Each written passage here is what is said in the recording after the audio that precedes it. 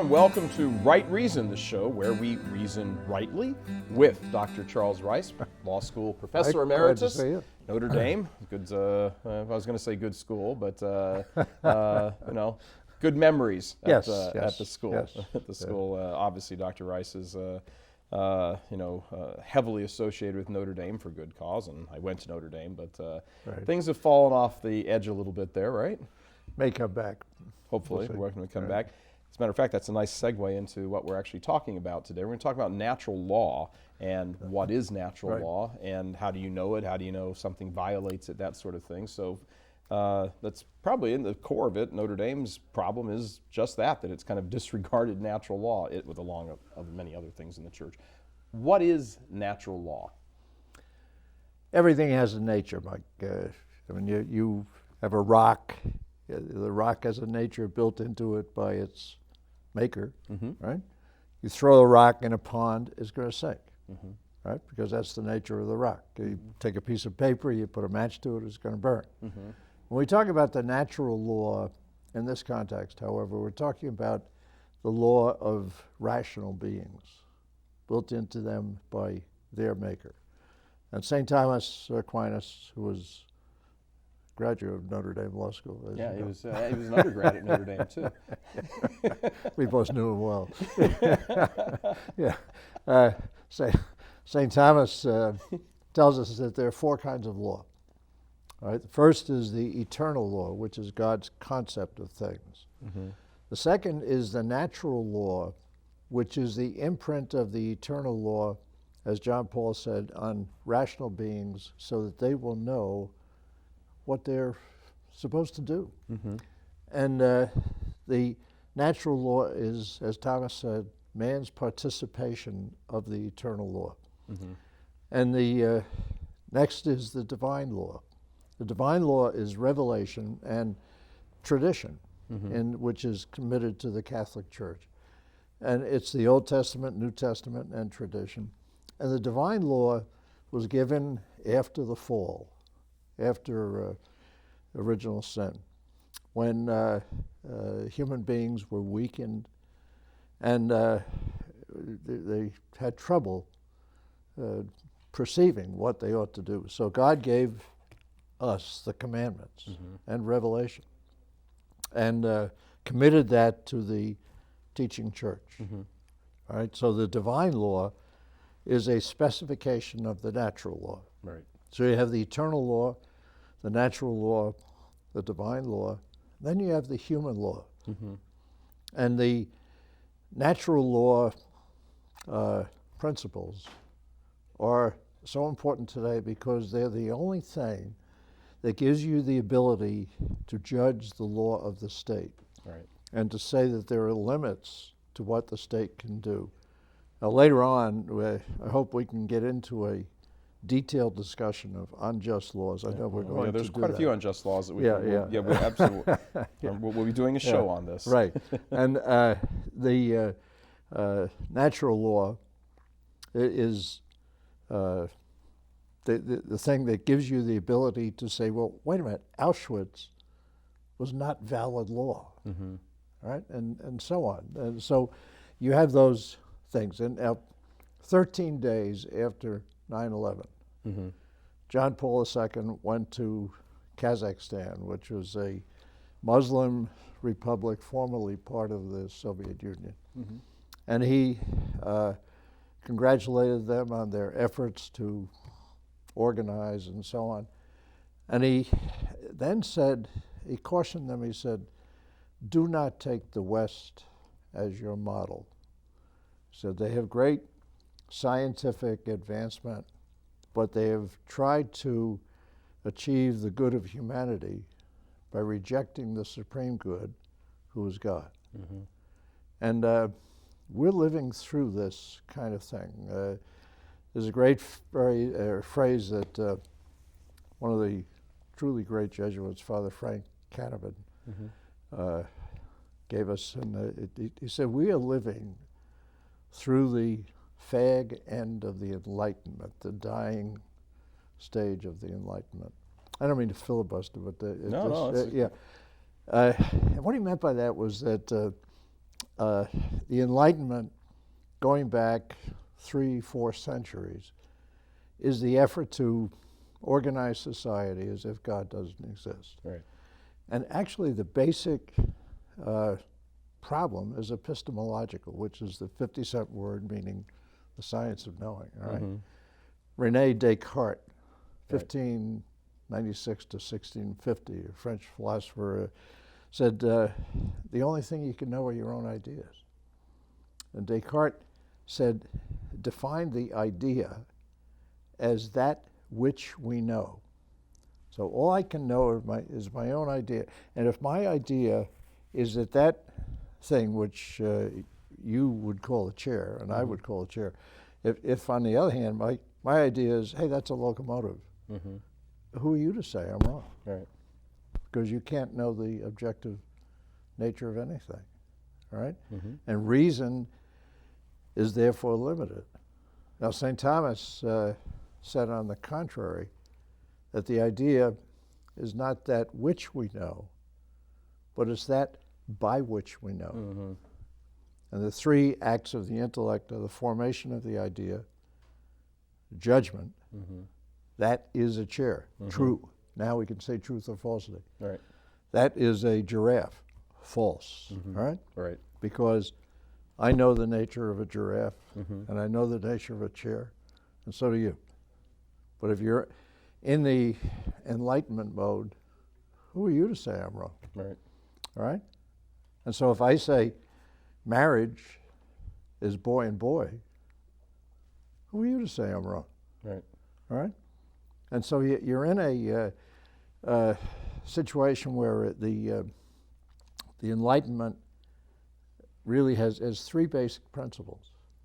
The first is, and they're all contrary to reason, all right? The first is secularism. There's no God, and the idea is that reason, as Benedict XVI has pointed out, reason is limited to the empirical in our culture, the scientific. The only things you can know by reason are those things that can be demonstrated scientifically. Well, of course, you can't demonstrate that scientifically, you see? So reason can't know anything about God. So therefore, any statements about God are non-rational. And therefore, they're excluded from the public discourse. The Supreme Court interprets our Constitution so that it's theoretically unconstitutional for any public official to say that the Declaration of Independence is in fact true when it says there's a God. All right? All they can say is, well, they thought there was a God. Right. All right? And you can't say you believe it. So that's part of it. The other is relativism, which of course is absurd, that all things are relative, but then that statement has to be relative.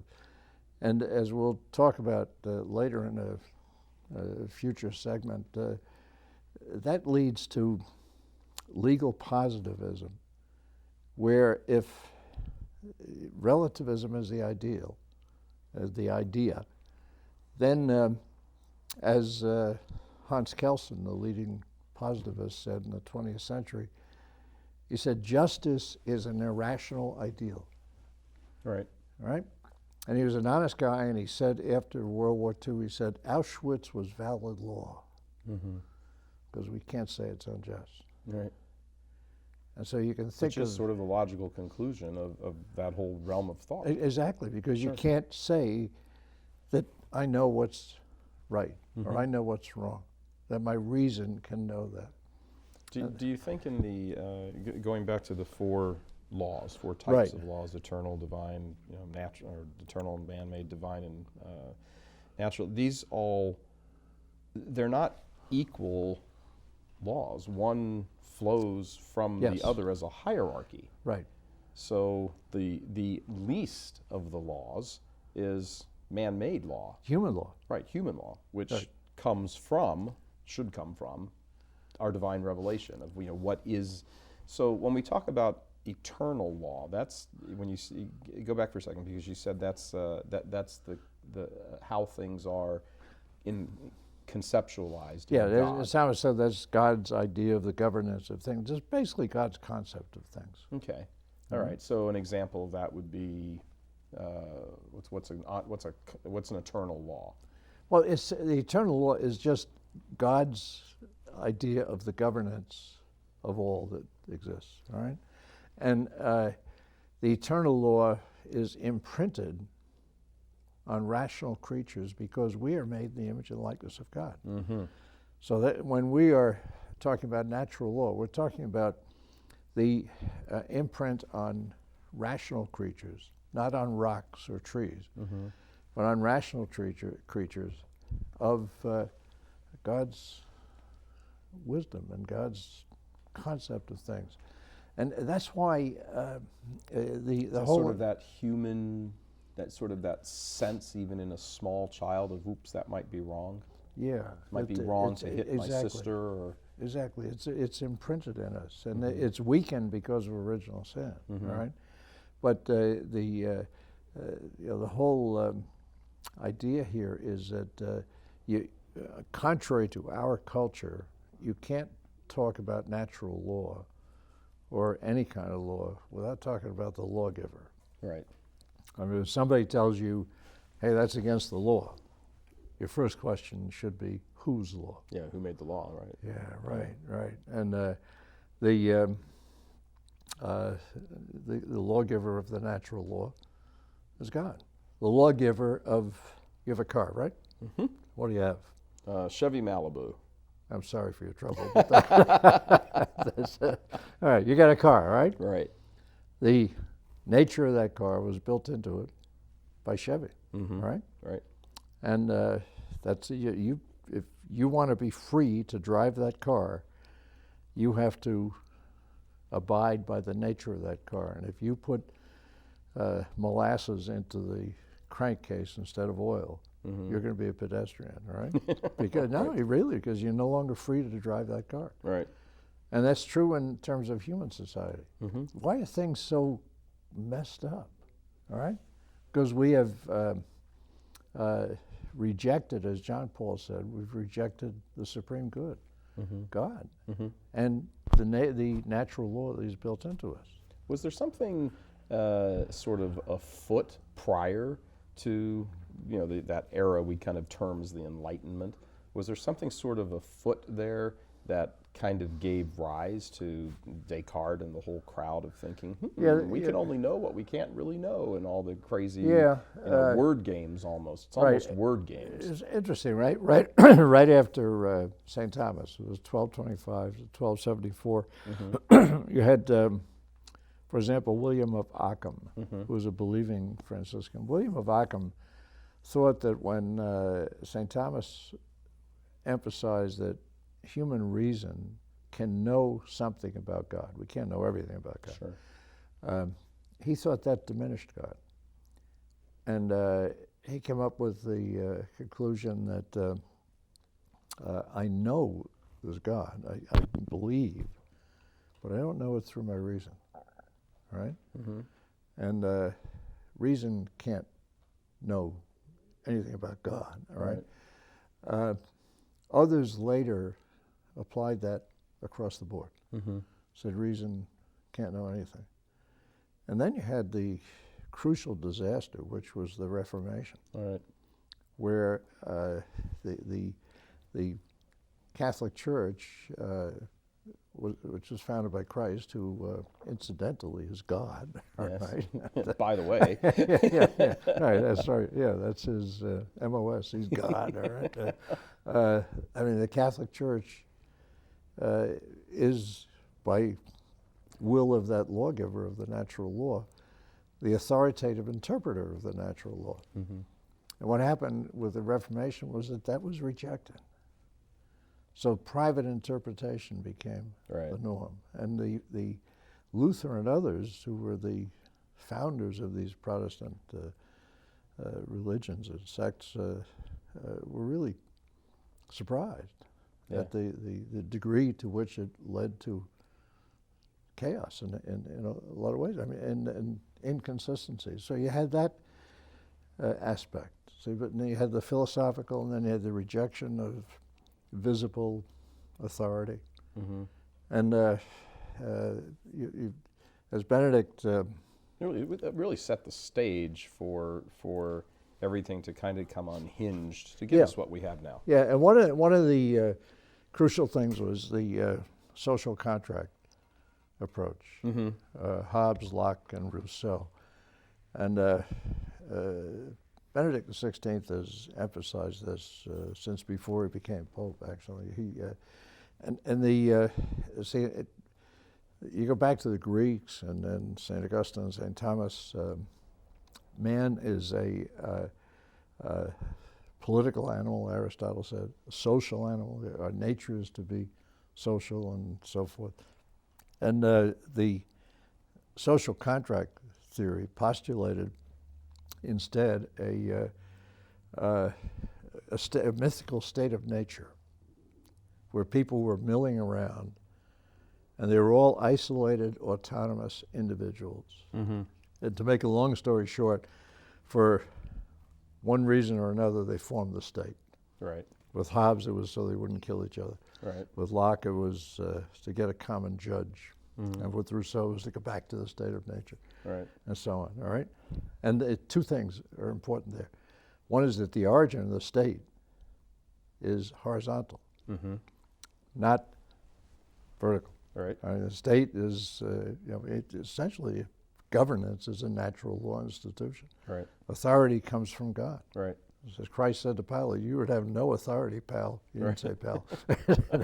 I'm sure he did. It's in the Greek. It's in unless you got, Greek. unless you got it, yeah, right. Unless you got it from above, all right? Right. But here, the authority comes horizontally. Right. And if the majority, in Locke it was the majority, if the majority can give you your rights, they can take them away. Exactly. All right? Let's hold on 1 second and come back to that because there's the second point of what's important with the social contract thing. But take a quick break and we'll be right back with it. We'll be right back.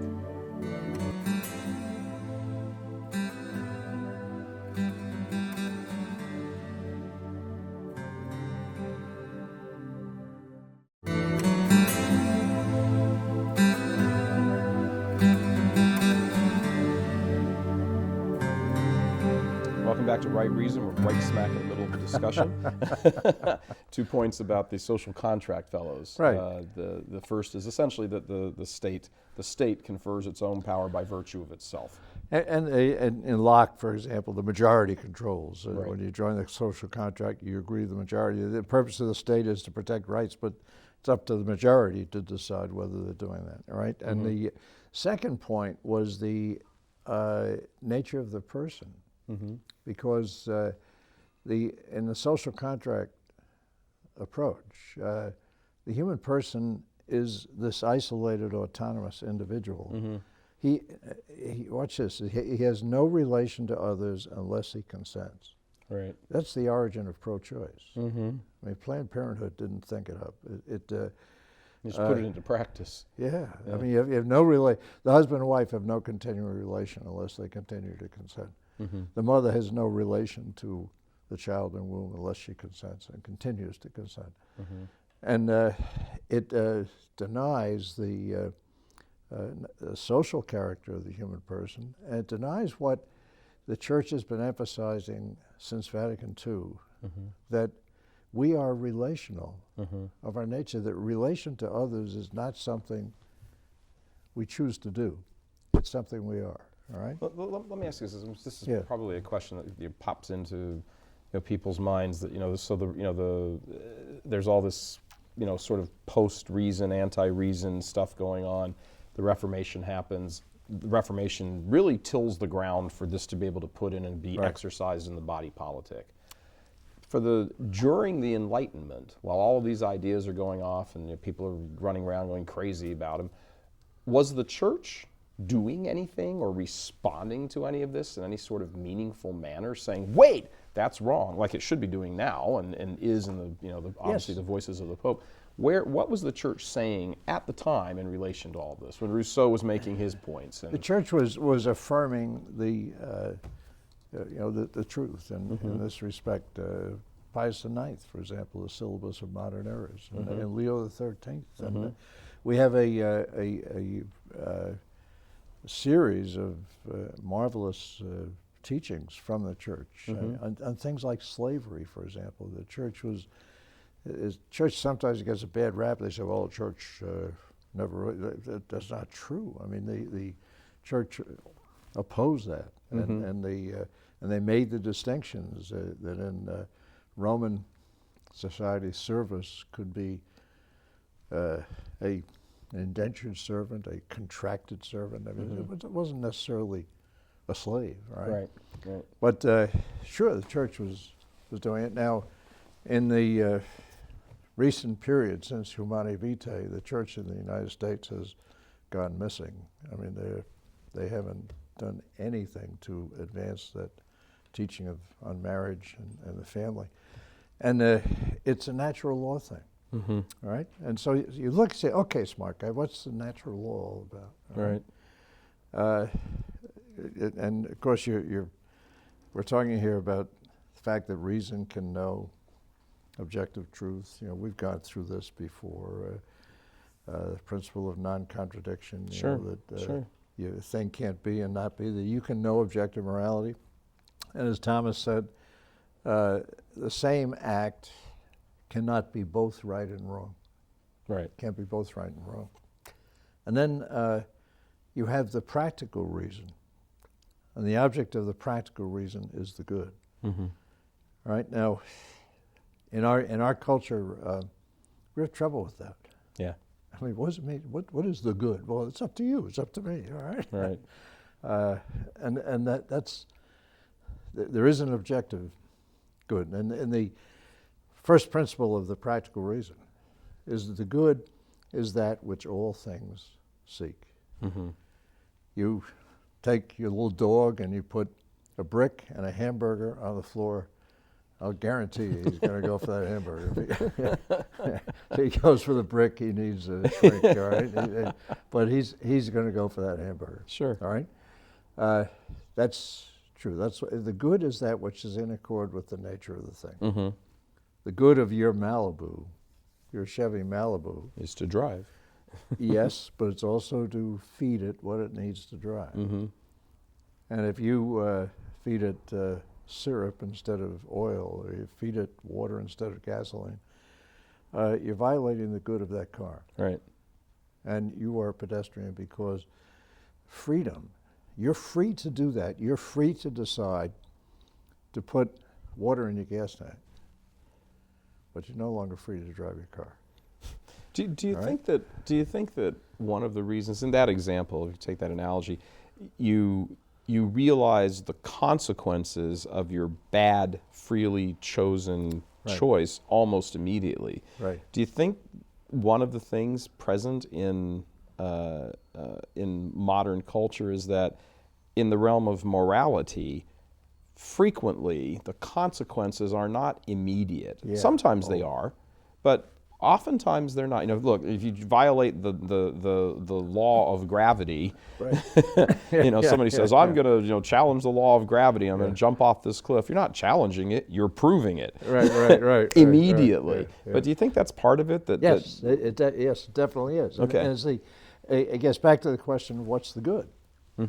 Naturally, the first principle of the practical reason is that the good is that which all things seek, or the good is that which is in accord with the nature of the thing. And from that follows the first essentially self-evident principle of the natural law, which is that we ought to seek the good and avoid evil. Right. Evil is just the absence of good. All right? So now you get the question, okay, what is the good with respect to human nature? And how do you know it? Well, how do you know it? Right. All right? And there are various ways you could formulate this, but St. Thomas laid out basic inclinations. He said that we know connaturally, we just know that there are some inclinations of human nature which we know to be good. Like? Right. First of all, to seek the good. Okay, I mean, you don't have to be a rocket scientist to figure that out, right? Yeah, I think it's one of the things that people, maybe sometimes don't think about is that, we aren't wired in such a way that we can go do anything to try to make us unhappy. Even if our vision of happiness is distorted, everything we do, we spontaneously, naturally do to make ourselves happy. That's right. Even the person, unwillingly, horribly, who goes and kills themselves, as bad as that action is, in their mind, they're seeking and grasping something that's better than what they have now. You're seeking a good. Right. We cannot choose to be unhappy. You're seeking a good. Right. And the question is, do we have the capacity to say, hey, that's not good for you? Correct. Or, as with Descartes, right? Are we imprisoned in our own skulls so that we can say, well, hey, pal, if you think it's okay to do crack cocaine, well, who am I to say? Right. All right? So Thomas... It really, let's go back for a second. It really does sort of boil down to this. How can, if this is sort of the prevailing mindset, and it is, really how can any state or federal government really institute any law?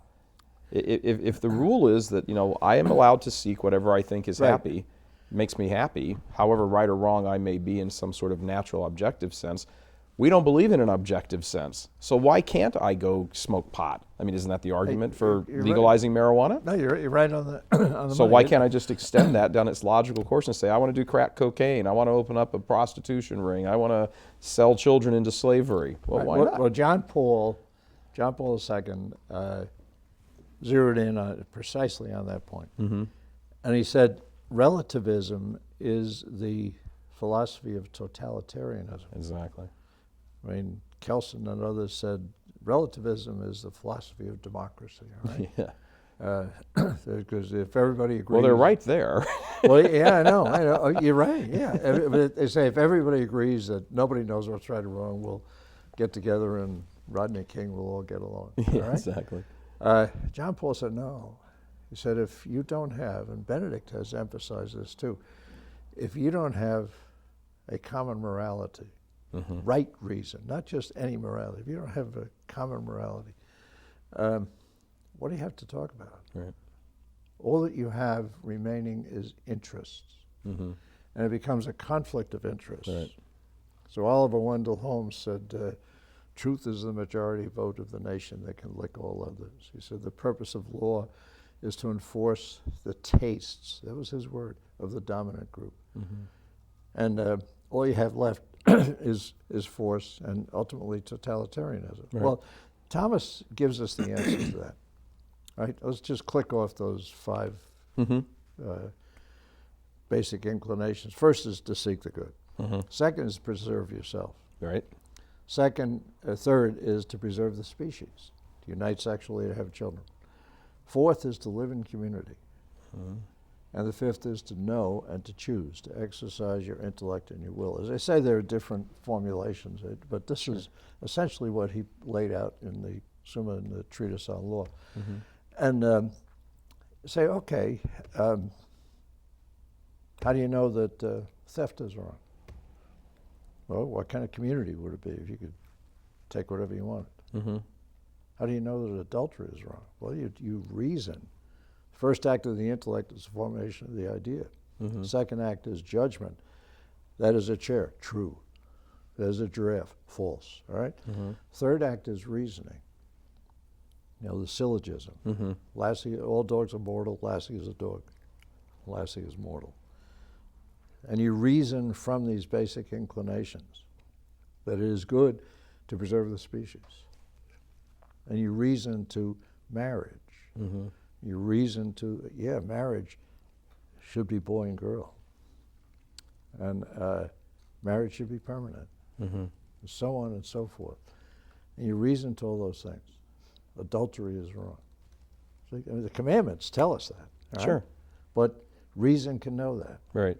And you can reason to the truth of contraception and abortion and so on. And we have the commandments, and we have the teaching authority of the church. And I think it's interesting, if you pick up the even if you pick up the line of the ability to reason these apart from having to have been told them, Right. in divine law. The Eastern, cultures, were not really exposed in any meaningful fashion to, to the Ten Commandments. Right. And yet you can bet your bottom dollar that Eastern cultures, theft and stealing of each other's property was not seen as a good. Right. They viewed it as a bad, and it ought not be done. You couldn't lie in whatever their court system was, that sort of thing.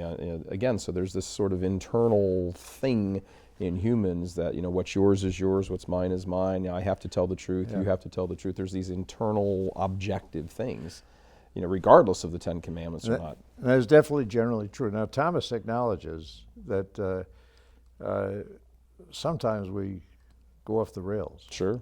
And he mentioned that among some tribes, even unnatural vice, he's talking about homosexual stuff, was okay. Sure. And even some people regarded some forms of theft as okay, but those are aberrations. Right. You see. Right.